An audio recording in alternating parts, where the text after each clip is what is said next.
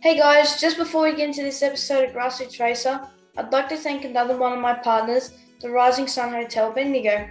The business has been owned for over 70 years by the same family. They have a big menu and I've been there to eat and it's a whole lot of fun for the whole family. Go in and say hi to Pat and the team and tell them Anton sent you. Enjoy this episode of Grassroots Racer.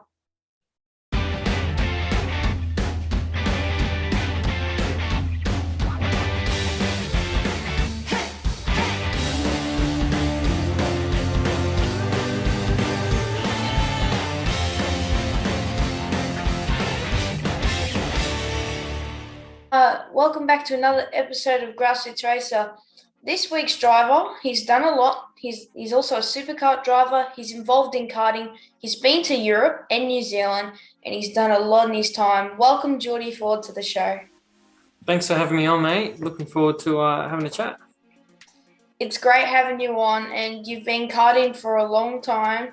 So how about we, talk about when you started? So how old were you when you started? I was 7 years old when I started racing go-karts around Todd Road at Port Melbourne. I grew up next to the racetrack though. I was watching my dad race ever since I was born. So I was keen to get started as soon as possible. So you mentioned that your dad raced. So what did he race? My dad just raced karts. He just raced, the good old Clubman Light. He raced at club level and did a few races around the state as well in Victoria. So I was excited to, chasing his, footsteps, and motorsport was in my blood as soon as I was born. So you started at a young age, and as you got older, you were telling me that you got into superkarts. So how did you get into superkarts, and what class did you start in? So I had gone through, all the levels of sprint karts and raced all around Australia, and eventually made it to the Super Nationals over in Las Vegas. And I was 21, and kind of getting to the point where I'd achieved what I'd wanted to, and just seeing what my options were. And along came Williams Racing Team, who were pretty successful in superkarts. They offered me to have a drive around, and I started in the 250 national class, so the single cylinder 250s. And straight off the bat, we were competitive. I think because of my history in sprint karts, and from there on, I've had heaps of opportunities to race. Up until now, so it's for the last 6 years or so, I've been racing superkarts and gotten to try all the different categories.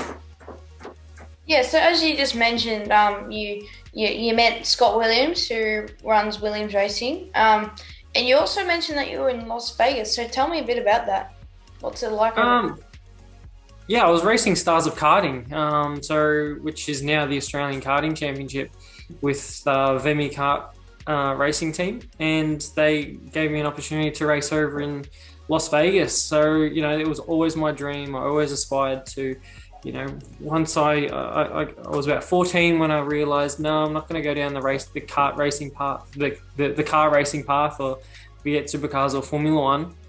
I really wanted to focus it on, racing against the best guys in karting. So to race internationally was my goal, and I got that opportunity, went over there, and it was just a wide world of, so many different people, so many different karts and professionals, and I did reasonably well. I ran in the top 5 for my first ever international race, and so I was able to kind of finish up my sprint karting career there, and I was pretty happy achieving what I had.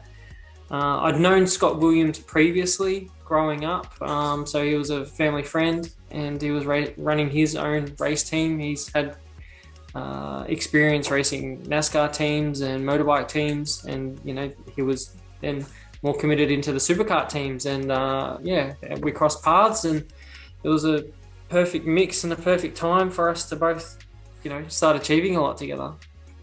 Yeah, and over there I think it's they raise, like, even the paddock's different. Because over here we normally have like in karting, it's on like dirt and stuff, but there isn't it all on like asphalt, and you drive to the grid in karting. But we do that in supercars because we got the pit boxes. It was my first ever street race experience, actually, and so they set up the Rio hotel, the Rio Casino and Hotel in Las Vegas. They set up the car park as a full-blown go-kart track, with barriers either side. I'd say it's probably not as tight as Monaco, but maybe something similar to the Singapore racetrack. A lot of barriers. You couldn't make many mistakes, but yeah, you're able to have fully set up. There's huge transporters, rather than just a little box trailer with 2 go-karts sitting in it, and huge marquees that fit 20 to 50 go-karts in them for one race team. And over there, don't you sort of have to be racing with a team, not quite just yourself? I feel like you could race as an independent quite competitively, but racing a race team, there's obviously a lot more experienced mechanics to all blend minds and ideas together, so they can get the best setup for 10 go-karts rather than just one person trying one setup each session. You know what I mean? Yeah, very true. But let's quickly talk back about superkarts. So you met Scott Williams way before your superkarting days. So you jumped straight into a 250, which is pretty quick. Like I've only driven the 125 junior, and yeah, I feel like that's quick. So what's it like driving the 250 national, like right on the ground? The 250 national, the first thing I noticed was I wasn't quite sitting upright like a go-kart. I was effectively laying down, so more like the kind of Formula One, driving position. So it took a little bit of getting used to. And then the second thing I really noticed was the aerodynamics, because you're traveling, instead of 100 kilometers an hour in a sprint car, you're racing it now 200 kilometers an hour. And the aerodynamics, the rear wing and the front wing on the kart just makes a huge difference. You just breathe on the steering wheel a little bit and it really sucks the go-kart one way or the other, rather than really using your body and muscling a go-kart around a sprint kart track.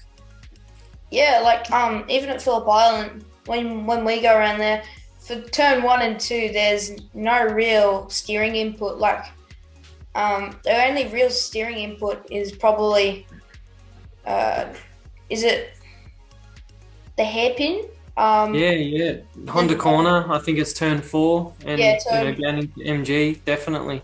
So changing gears as well, at those high speeds, going from 100 kilometers an hour to 120, racing KZ, to then racing at 200 plus kilometers an hour, it was just a buzz.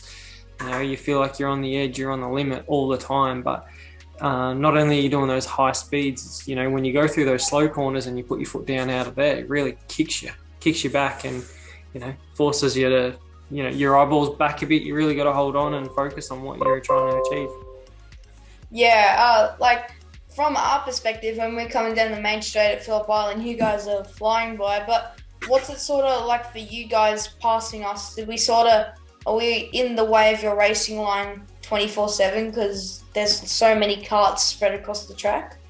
No, I think when you're racing so fast in the superkarts, you've got to be mindful of everyone else around you. And I think, when you are passing the slower categories, the slower categories are aware that we are going to be passing. So they're not driving too erratically left and right across the track.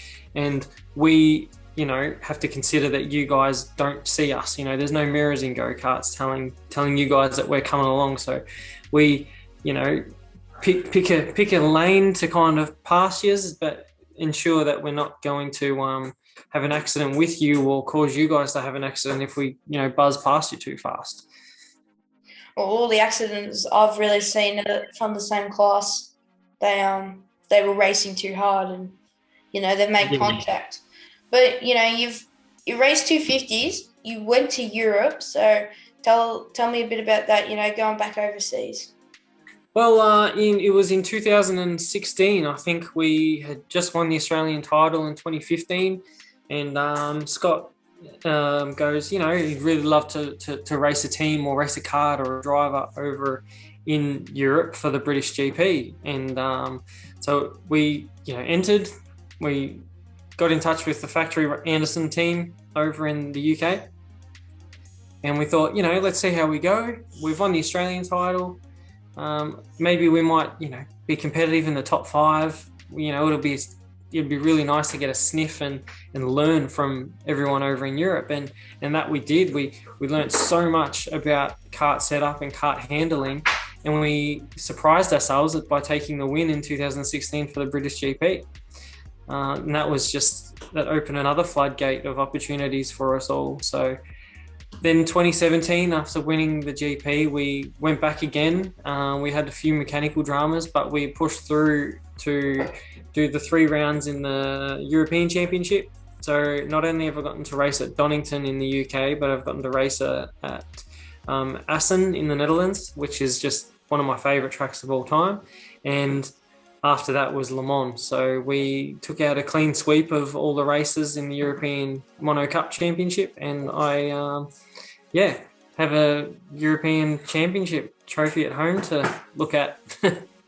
It's a great achievement for you, because you're an Aussie and they're all European, so they've probably raced on the tracks before, and then you go out there and you've raced on the track once or twice. So did you do anything on the sim before going over to Europe and racing with those guys in supercars? I actually jumped on the PlayStation at that time, did a couple of laps on on the tracks, trying to learn them. Watched lots of videos. Not only did I watch supercar videos, but maybe a couple of MotoGP videos and onboards, figuring out braking markers and left or right, seeing how fast corners come up. But it never prepares you for when you get there. But as I said earlier, the experience from racing short circuit and KZ, while I was all growing up, you really learn to hone in your skills quickly on those short circuits.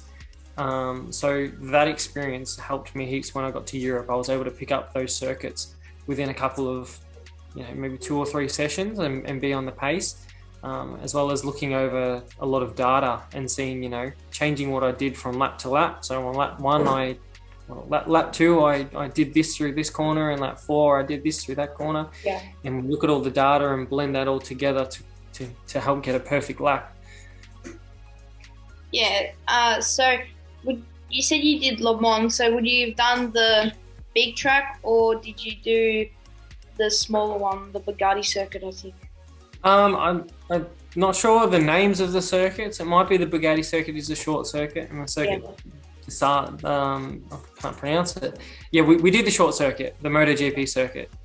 So that was still, really cool. Like I said, I got to watch the MotoGP videos to see, where I was going, even, to enter pit lane. Where do you enter pit lane? And it was really cool watching that kind of stuff to familiarise myself with it. Yeah, I remember when I first started superkarting, I wasn't sure at Phillip Island if I was supposed to go through the main straight, but because we have to go off at turn 4 straight, I didn't know that. Yeah, no, that's it. There's always, coming from sprint karts, yourself and myself, it's a different world in superkarts, and learning all of the car racing rules and what they achieve. If you want to come in through the race, you know where to come in, but if it's after the race, take a shortcut like they do at Bathurst. They don't even do a whole lap. They just come in, after turn 1.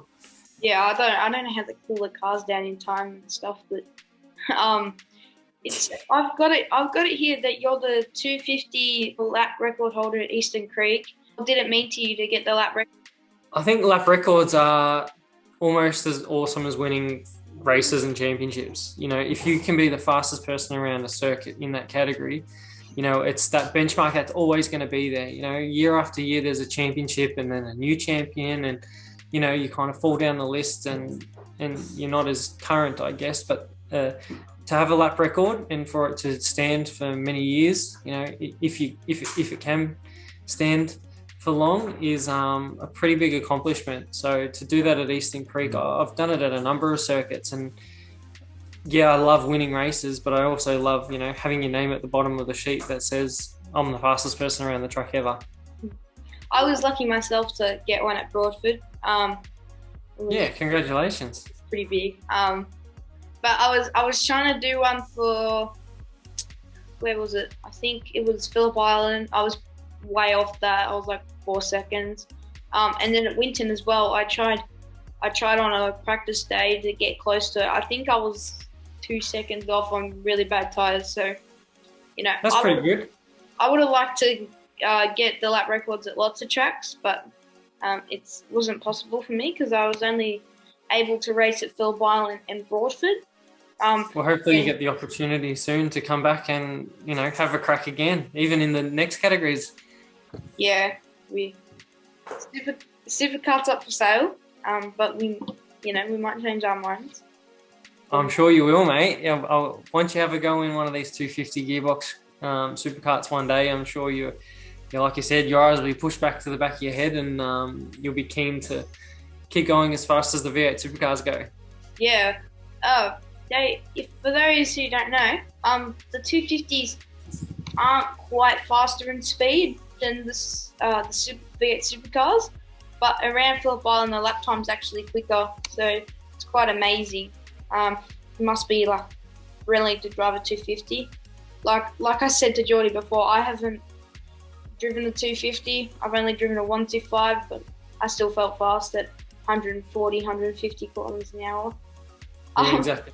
It's an absolute buzz, and sometimes just as physical as those fast cars and V8 supercars and things like that, because we're cornering almost 20 to 50 kilometers an hour faster. Sometimes the G-forces are super intense, sticking us down to the track with the aerodynamics that we have too. Yeah, I have a question for you. Have you ever raced a car, even though you said that you chose the karting road? I have had the opportunity to test Formula Fords, and I've enjoyed that. But yeah, it's to go down that path didn't suit us financially, and I've also I've been lucky enough to drive a V8 Ute around Winton. So I reckon you would be much faster than me in your kart than I was in the V8 around Winton.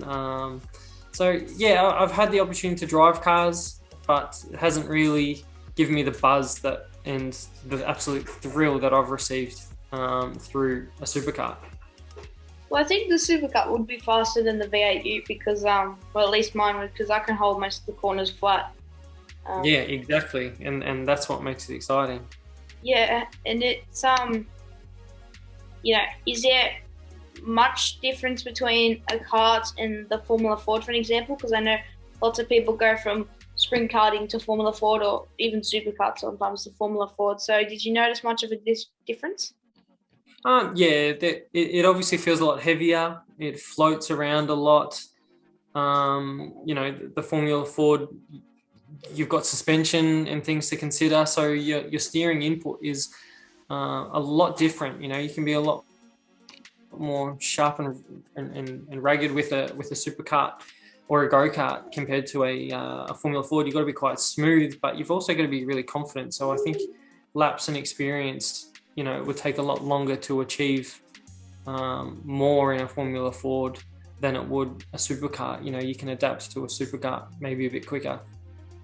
Yeah, I definitely felt that I could adapt to a superkart from sprint karting experiences, but you go a bit faster and you do have to slow down quite heavily, but you don't feel it as much. Like, I didn't really feel, because in karting, when you're on the brakes and stuff, but in superkarts, I couldn't really tell. I thought I was like rolling into the corner, not really braking.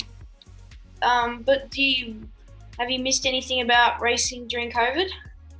Yeah, definitely. I think since the start of COVID, I've only had one race meeting, and that was at the Bend in April this year. So when we had that small gap there, it between all the lockdowns, and we were able to race the Superkarts Australia National Series there. It was a relief to get back out on track and, get that thrill again. It was so exciting to even just be looking forward to getting back out on track. And I'm really looking forward to all the upcoming race meetings that we can get back out. And the most exciting thing is, I think everyone's realising, how bloody awesome superkarts are, and they're getting all their karts ready, and, everyone's had that little bit of extra time and money to prepare their superkarts and get racing. But like yourself, I'm waiting on the lockdown to end so we can have those opportunities. Mm-hmm. And Jordie, have you got any future plans? At the moment, it's pretty stagnant. So, just racing here in Australia.